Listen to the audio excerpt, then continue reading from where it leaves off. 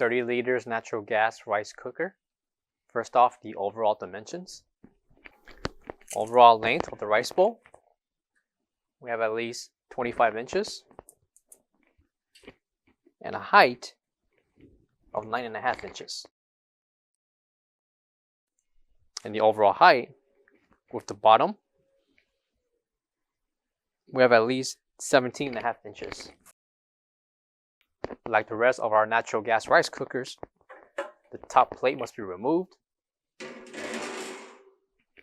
to ignite the pilot and the burners beneath. After the flame is lit,